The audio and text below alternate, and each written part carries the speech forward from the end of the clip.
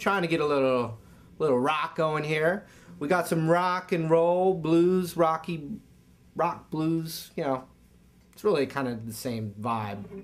A lot of the same licks, maybe different attitude, really. So I got a little distortion going on the guitar.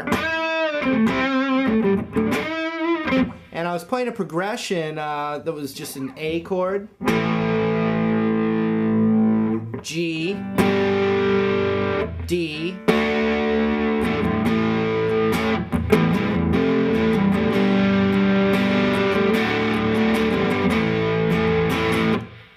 so that, you know, it's good little rock, you know, little rock movement there, to just show you kind of one of those, you know, it's a rite of passage lick. I think that's a good way to describe it. It's one of those licks that, you know, as a guitar player, it's just kind of common knowledge lick, or what's the right term? It's one of those must-know licks. Yeah, must-know lick, right? So it sounds like this. I'll just play it for you.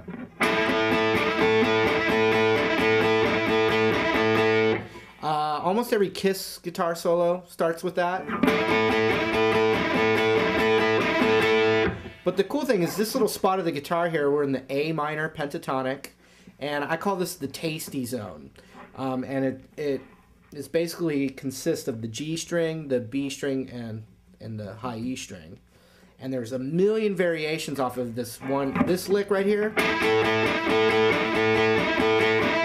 That's the one I'm going to teach you, but there's all these famous licks that are variations of this one. I'm picking this one because to me it's probably one of the easier ones and the more common ones. But here, I'm going to show you the lick in a second, but here's all the variations that I like to do off of it. And we're going to, you know, obviously learn that first one. The first one. But then here's all the variations. I call this my fast sloppy lick.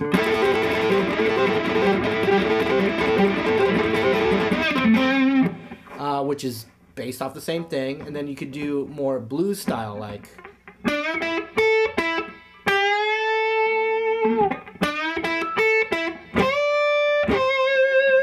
Still based off that same tasty zone approach.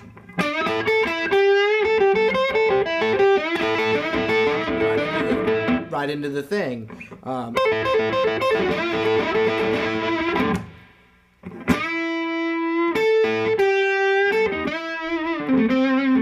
It's as a guitar player, it's kind of our, you know, it's our ally, a powerful ally it is indeed. Okay, let's learn that first lick. First finger. We're in A still.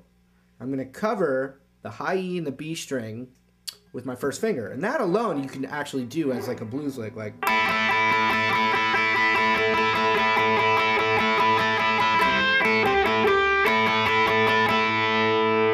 So that's cool to know, or a slide into it, like.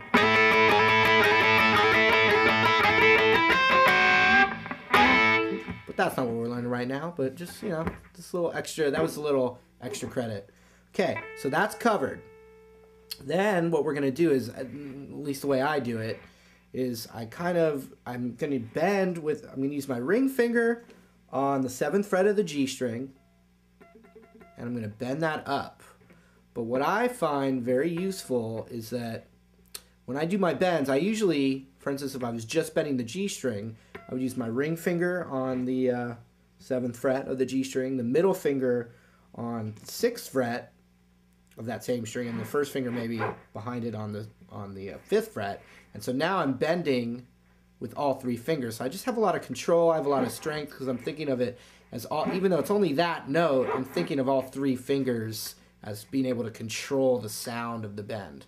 Because when you're bending, you're having to rely on your ear to bend to the to bend up and get it be, have it be in tune.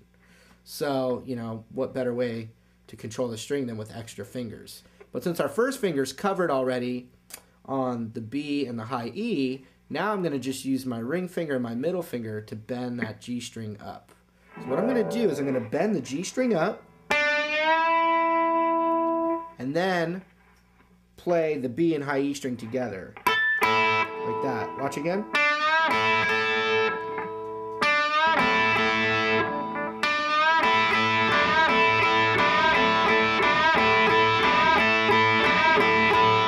Watch it really slow.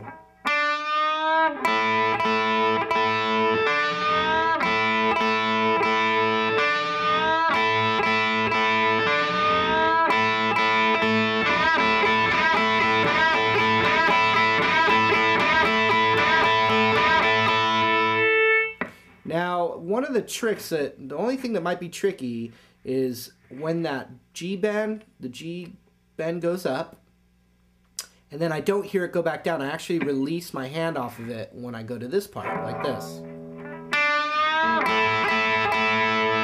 See that? So, you know, the only thing I can say is that my first finger is just far enough over that it's kind of muting that G string when my hand comes off.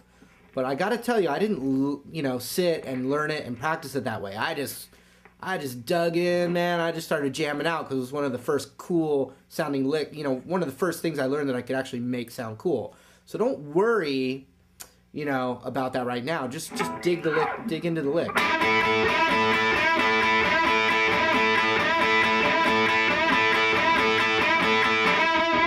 So I'm gonna play that loop again real quick, and I'll just play that lick over it. Here we go.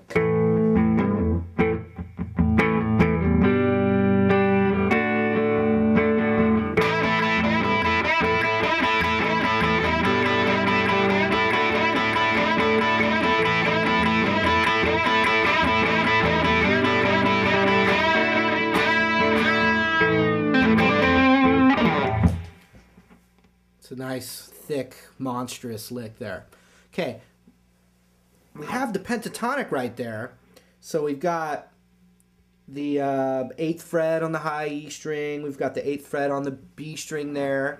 So those are little things that you can do once you get comfortable with the lick. You can just add those, like...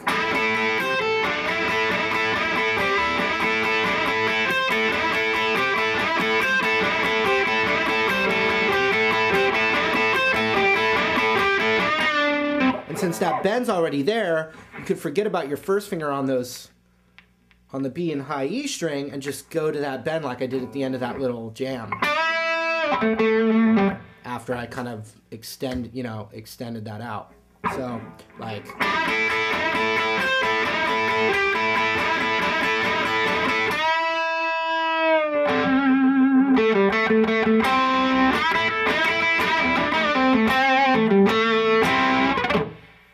Okay, one other thing just based off of that, I'll explain it real quick, and then I'm out. We're just gonna do that same lick, but instead of da da da ba da da, I'm gonna double time my picking. Da da da da da da da da da. My left hand's gonna be doing the exact same thing, but I'm just double timing. So instead of, I'm gonna get a little loose with my wrist and go as I do the lick.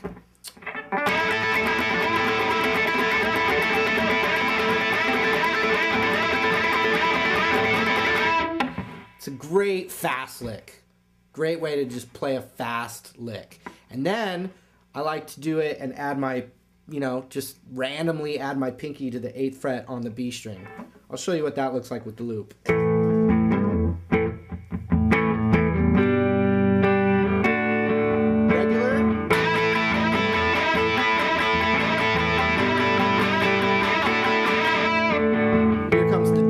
Time. See if I can do it.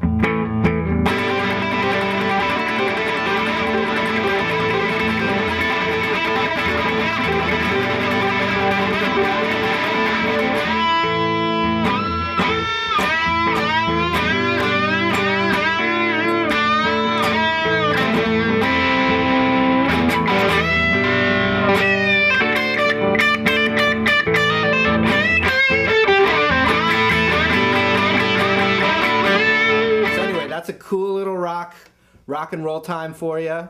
You know, I don't want you to think that I was ever scared of the rock, you know, because I know we've done a lot of blues and funk and jazz, but dude, I like to rock, dude. It's okay. I like to do that too. So, Marty Schwartz, nextlevelguitar.com. Sign up. jam track, dude. You definitely on nextlevel.com. You're gonna find jam tracks where you can work this lick out till the cows come home. I never knew what that meant, but anyway, we'll see you on the next lesson. I'll be around. I'll be waiting right here. All you got to do is click. I'll be right here. I'm waiting right now for the next one.